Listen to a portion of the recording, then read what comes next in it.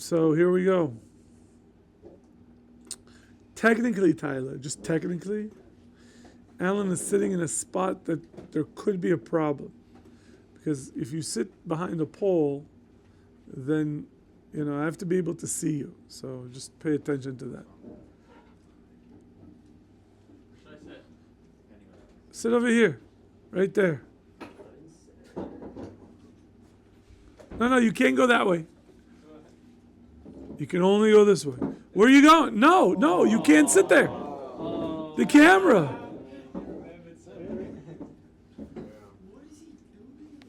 I don't know. Sit over there. You sit. Careful. Well, no, they don't know that. They just know that there's one guy running around. So they can confirm one guy's. Two now because they heard your voice, unless they think that you're from over here running over there. Tov, Seder. So we are in the second parak of Tomer Devorah. Tomer Devorah was written by Alan. I'm doing this only for you, so eyes on over here this way. Shlomo, can we help you? Yeah, sorry, I have a keys back in the couch. So I think it's one of the places. Okay, so put it on the stender and back out slowly.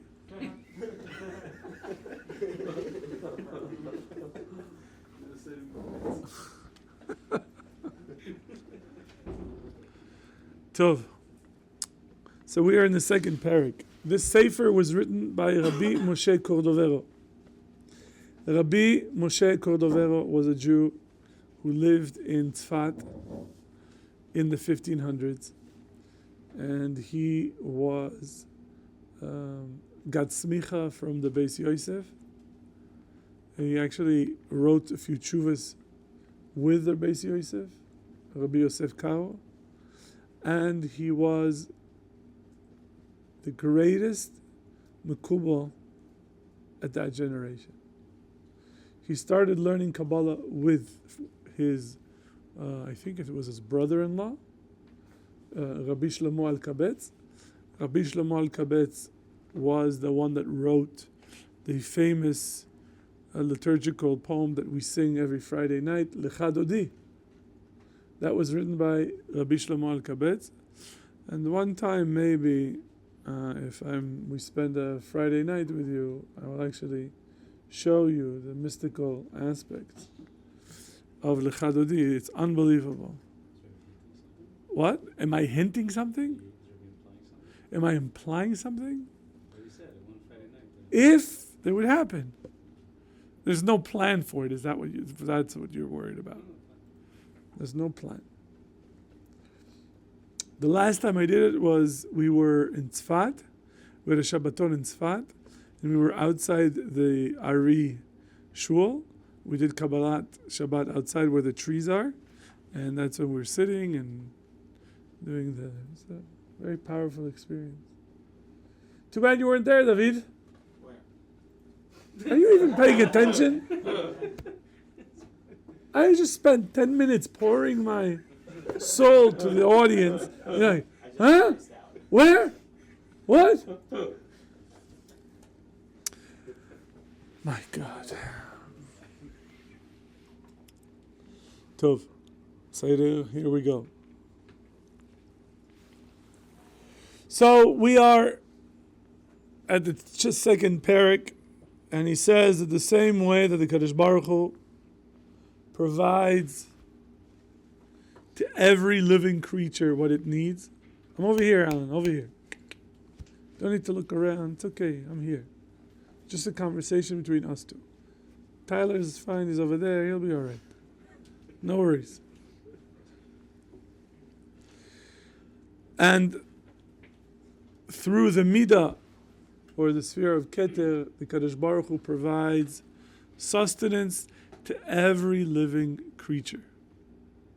Whether it's an ant, whether it's a chimpanzee, or even a donkey. And they all receive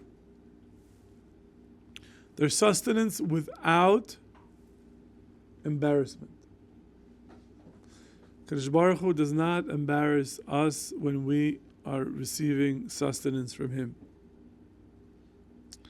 And He provides human beings everything they need. And that God looks at every single human being as important. It's very, very important to keep that in mind. There are times in our lives, Moshe, that sometimes we feel that HaKadosh Baruch Hu abandons us. That He's not really listening, things aren't going my way, it's a little too hard, I'm not getting what I want. And we feel that we are in sort of a situation that's of darkness, of constraint. But that is only from our perspective. It's important, our perspective is important. But we have to understand that the Kadosh Baruch Hu cares about us. And that doesn't change no matter what happens. Our level of thinking, our machshava, our thoughts, need to be similar to the machshava of the madrega of Keter. That Keter always thinks good thoughts. Like the song, there's a song, I don't know if you remember the song, Machshavot Tovot. Right? Machshavot Tovot. Right? Machshavot Tovot means that always, in whatever situation, you must think good thoughts. Be positive. Don't be a negative Nelly. Nick, everything okay?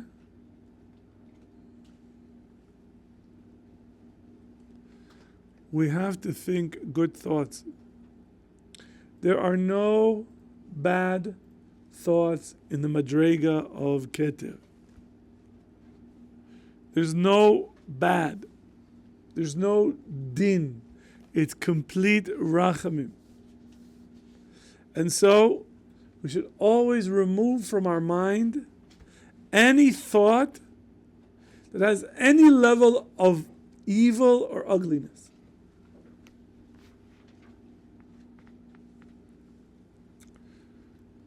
You're walking about and you're thinking of how to do certain things that you shouldn't be doing. I'm not talking about really bad things. But, that kid deserves a slap. See, caught you. That guy is annoying. Right? That is, at the level of Keter, the machshavot are, yes, exactly. Why, you're little. Right, Bart, Simpson type. The idea is you always have machshavot tovot.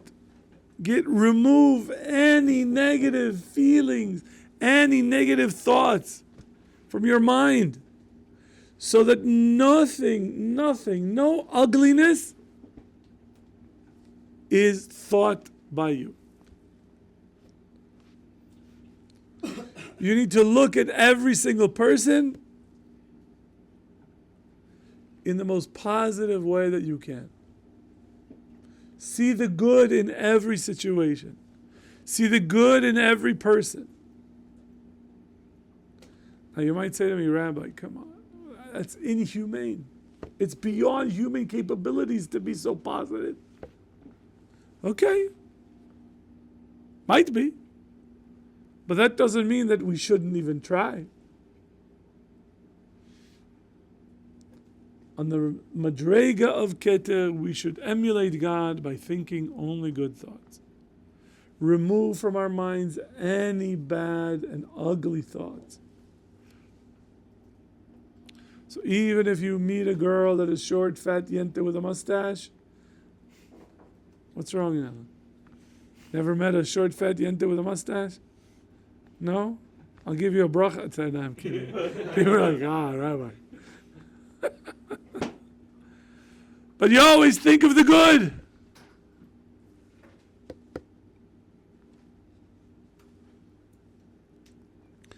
And he says, that's the sod of Chokhmah. And he says, your mind should stay thinking about Torah thoughts. Think about the greatness of God and His good acts of what He does to benefit every single being.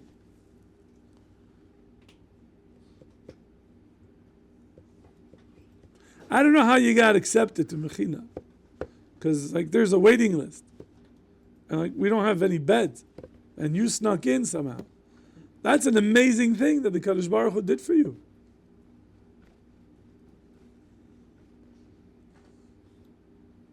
Why are you guys thinking I'm serious? I could show you the waiting list.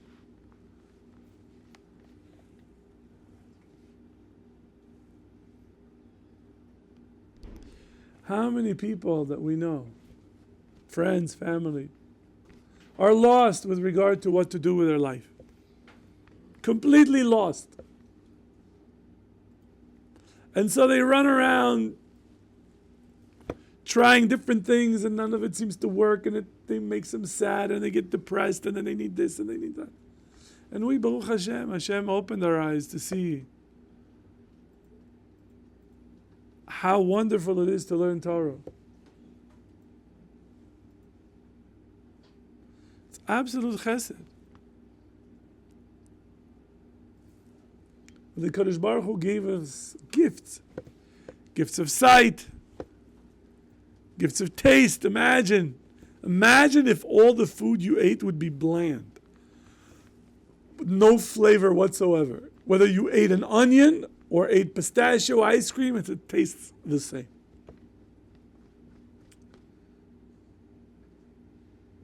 Now, whenever I think of the curse for the serpent, that everything tastes like dirt, so it's it doesn't matter to him whether he kills a mouse or another snake or a rat. It's all.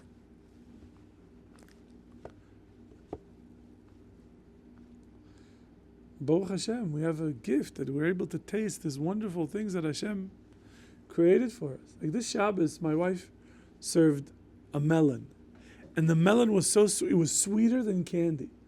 It was unbelievable. You eat a few pieces, and your body's like, because it was so much sugar, natural sugar. And I started thinking about, how does this work in nature? Like here comes this plant and puts all its energy to create this fruit. That we eat it. Why does it care? What does it want us to eat it? Oh, because so we could spread its seeds. And we tricked it not to have any seeds, because we don't want seeds in our food. Unbelievable. And so he says, when you think of the godless of the Kadosh Baruch Hu, and all the good things that He does, and how He makes this world better,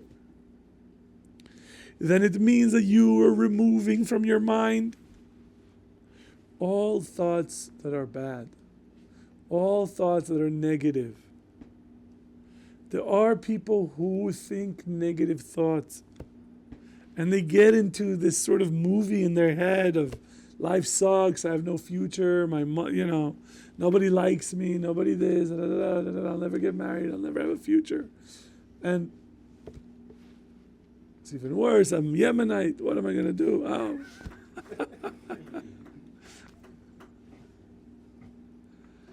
Alan's looking at you like this. Listen, he's Yemenite, what's he going to do? That's why I'm trying to convince him to marry Ashkenazi. What's this? That's what you think. We'll save you, my friend.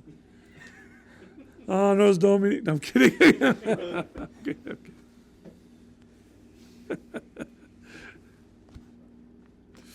She's going to have to take on his minhagim.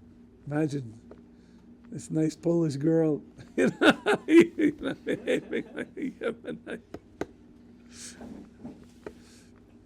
you Sephardi or Ashkenazi? Ashkenazi. Wow. Where's your family from? Lithuania. Okay, good. So, So Josh, thinking good thoughts, pushing away all negative thoughts. He says that's the madrega of Rabbi Shimon and his companions. Rabbi Shimon, imagine if you had to live in a cave for 12 years, eating carobs and drinking water, and you would have no clothes. Because in order to preserve your clothes, you took them off and covered yourself with sand. Because you couldn't do the laundry for 12 years. Any complaints?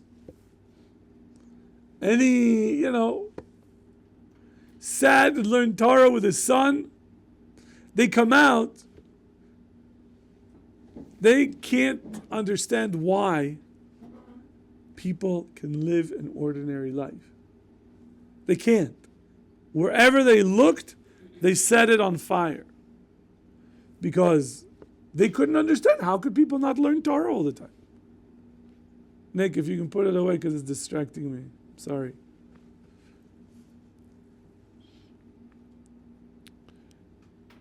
But it was bad. So they were told by a baskol to go back to the cave because you're destroying the world. And after a year, they get out. And then they're like, okay, cool. They found the balance, the right balance. But there's no complaints.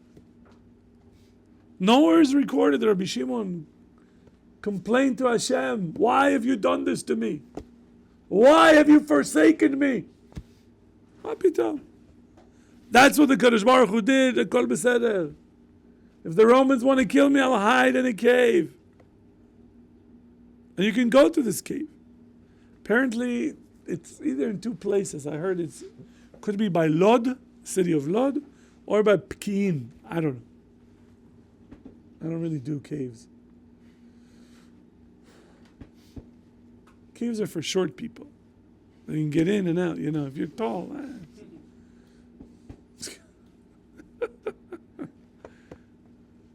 I'm more of an outdoor,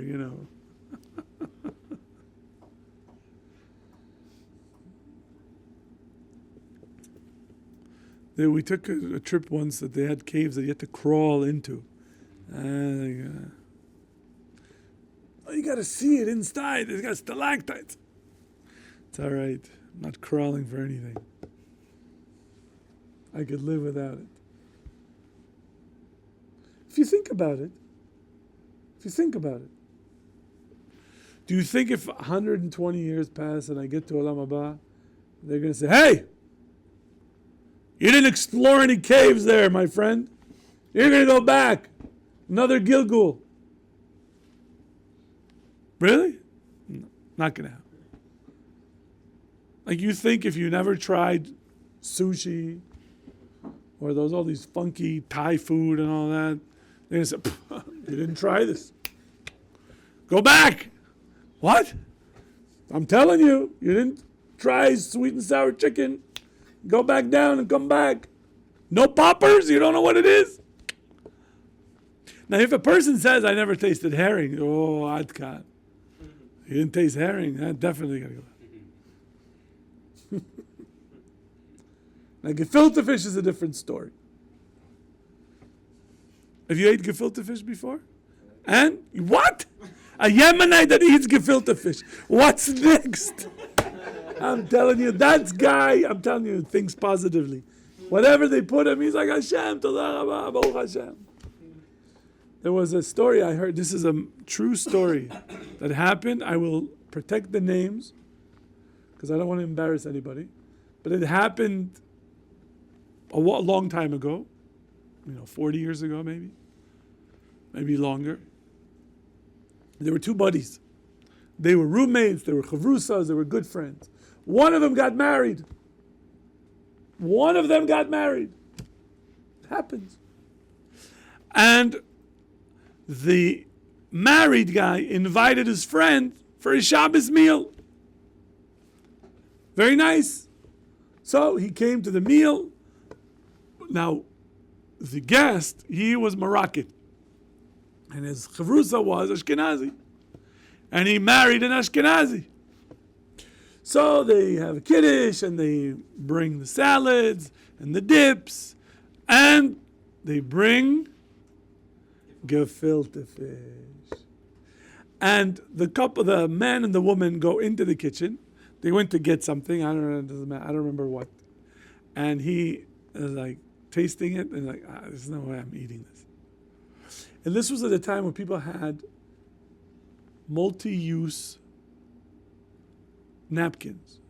Like, your grandparents had this napkin that you would take and clean the nose and put it back in and use it over and over. It's from cloth. So he took his cloth napkin out, put the gefilte fish in there, and put it in his pocket. Okay? So here comes a couple, and they ask, so how is the gefilte fish? He says, wow, I never had anything like this before. Okay? The meal continues flawlessly. Everything is fine. The singing, the Devorah Torah, dessert, akol beseder. All right, so the meal is done. They bench. They're walking him to the door, and the guy all of a sudden, achoo! Grabs the napkin from his pocket to clean his nose, and the gefilte fish flies in the middle of the living room. True story. So, the fact that you like gefilte fish, that's going to add at least 10 bonus points for your shidduchim. Yes? Is that your role here? Did you have a question? Or all you wanted to tell me was that I didn't see his hand? It was the guy who didn't get married, got invited to the meal. Okay. He didn't get married because he was a liar. He didn't get married. Well, maybe he got married the next Shabbos. I don't know. Okay. Yes, Mr. Binney. I heard from Rabbi Sinclair that there was a story of Rav Kook. Is there a question? Yes. What's the question? This is live taping. We don't edit this. People have to put up with this. Does Rabbi think that there's any contradiction with the idea that we're not here to partake of the gashmias and beauty of this world, such as sushi or Thai food, with the fact that Rav Kook wanted to see the Alps before he died, so Hashem wouldn't have a time on him that he didn't partake of this world? I think that I don't know that story. I'm not sure that it's true or not. I don't know. Maybe yes, maybe no. There is a Gemara that says that one of the Tanaim would always have spare cash to buy new fruits and to taste them. Because he says that the Kadosh Baruch Hu, whatever bounty he created in this world, he created for us to enjoy it. But what I want to point out is that today people feel, watch, I use the F word, feel that they haven't lived if they didn't eat, this restaurant's particular pizza. And that sushi, not regular sushi, but it's got to be the super duper sushi with the extra sauce. And that is considered by, let's say, the Ramchal as motarot, are extras. Are extras. That's my point. Whether the Kadosh Baruch Hu is going to say to a Jew, you didn't visit the Grand Canyon, you're going to get it. I'm not so sure. I can't, especially in the for most people, they can't afford traveling to the Alps. Can't afford it. It's expensive. It takes, not everybody. Not everybody is rolling in billions like our friend over here, Mike. You're looking at him a little differently, huh? You didn't know. And I was like, psh. Nachshon is a different league, B'chlal. Bitcoin, you know. Did you want to ask something, Avi? No, I'm just staring. Okay. So, and he gives an example.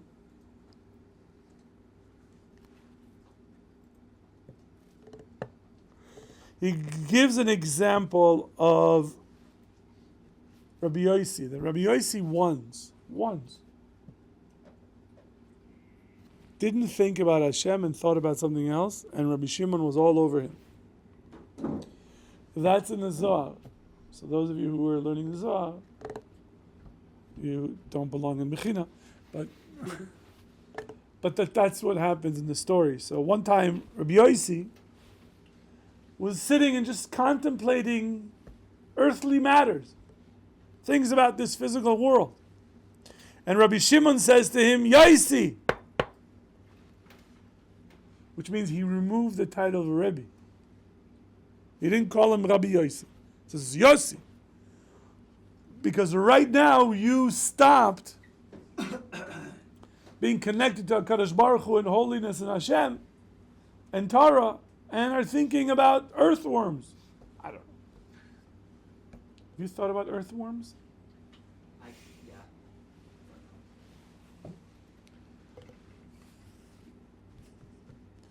Nick, you're going to have to make some phone calls to help us figure out what to do with these chutim. They're getting on our nerves. They're getting on my nerves. We had sirens in the middle of the night. I didn't wake up. It was lovely. Last night? What? We had sirens last night? I don't know I don't live where we live. I live where we live. As in Yeshiva. We don't live in Yeshiva. You live in the Yeshiva. I don't know if we're in Yerushalayim. I got a video of an Iron Dome interception the other day. Oh. It was great. I tried this avenue, so maybe he could speak to his cousins to knock it off. I spoke to one of the people who davened in my minyan is a Yemenite, a Rav, and so I asked. I said, "Can't you talk to your cousins? What's the story over here?" So he was telling me about the geography of where they're hiding. He says it's going to be nearly impossible to get them. It's full of caves and mountains, and just. No wonder our bombs haven't worked. So. Just saw that they landed a commercial flight at the airport. We should go bomb it again. Who's we? Woo! You know how we fight against this? By this. By this. Exactly right. We're adding more Kedusha, more Torah, and Be'ezer Hashem will protect our brothers and sisters and destroy our enemies. So, he says to him, Rabbi Shimon, he says, you stop thinking about Hashem, then the Shekhinah disconnected from you. So he says, return to connect to the Shekhinah. So B'Yossi started thinking of the Torah, started learning Torah, and he says, now you're complete. Now you're complete. So he says on this level of Keter, we should always be like this. Think of Hashem, think good thoughts, push negativity away from us. Moshe, everything okay over there? Yeah. What are you doing? I was checking something. You're what? I was checking something on Well, what are you checking? Just a message. What? Just a message. Oh, everything okay? Yeah. Guy sitting here like this, I mean, best case scenario is playing with his phone.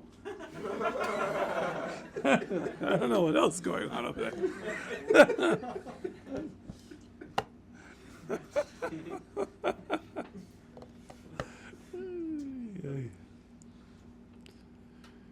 Okay. Binyamin, you got to help me out here. It's a tough crowd. The third aspect of Midat Keter is called Metzach. This is the Metzach. And what does that mean?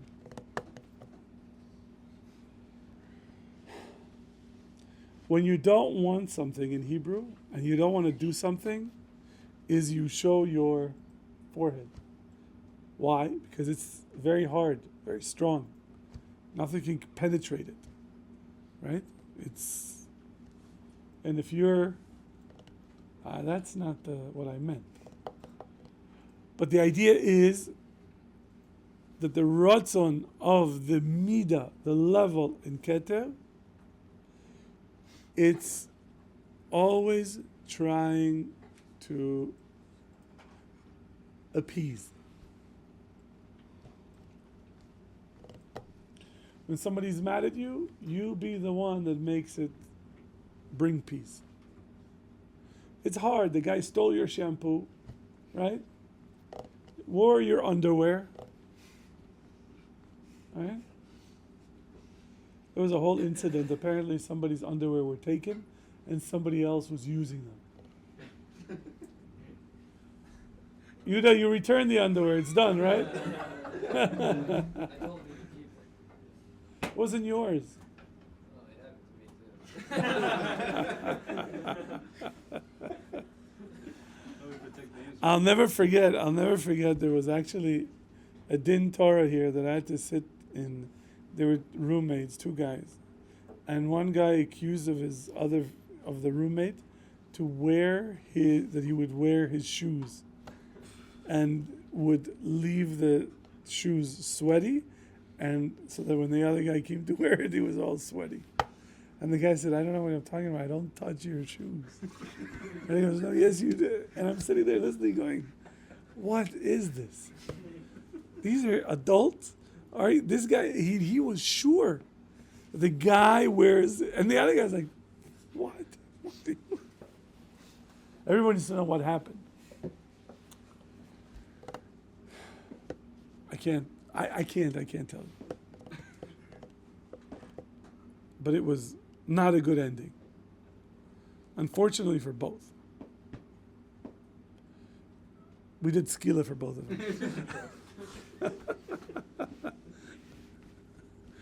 We ate them and that's it.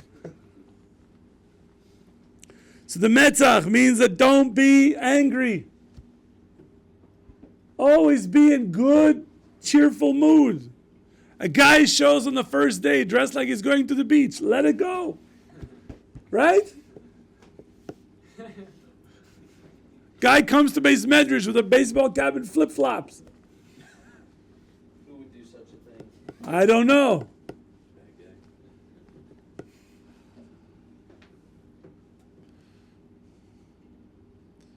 You have to let it go. Be happy.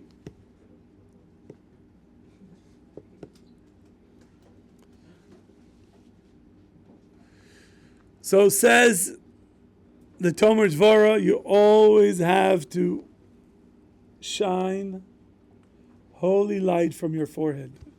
That is, radiate positive thoughts, radiate other positive influence.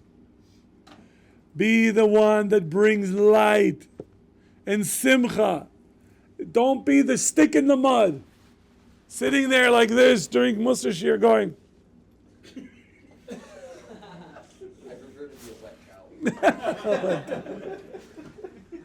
you prefer to be a wet towel. Okay?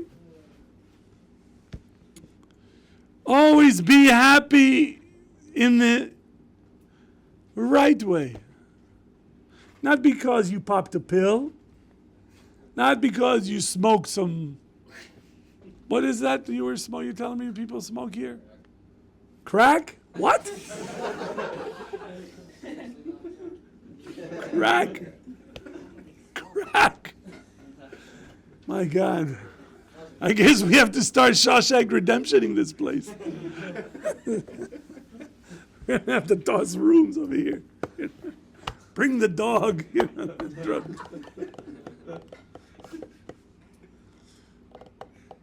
Avi looks nervous. Don't worry. It's okay, it's not crack.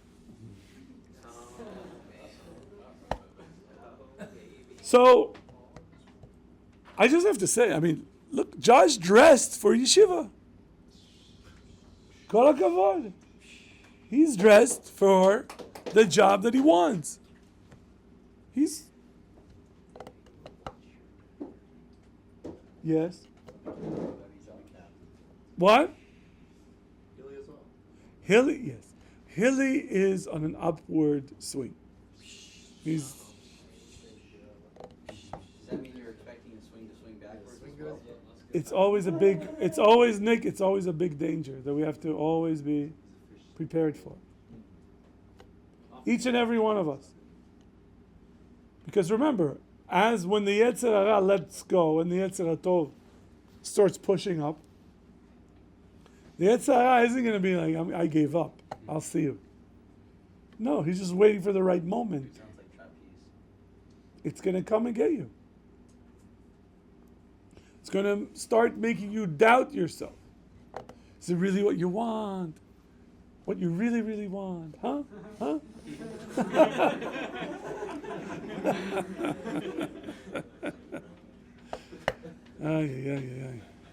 Alan's sitting there going, I don't know what I signed myself into. It's like a comedy club. It's not there's no drinks minimum, all right? Relax. So, Rabbi Isai, the idea here in this aspect is so that whenever, even if you meet people who are grouchy, who are mad, who are upset, try to diffuse the situation. Try to spread happiness and goodness so that when people are around you, you are a positive force to make people feel good about who they are. Because that's what Hashem does through the Midah, through the Sefira of Keter. And even if somebody is very angry, find a way to diffuse his anger. Ask him, how can we make things better for you? Well, I don't like my roommate. Okay, I don't like your roommate either. What can we do?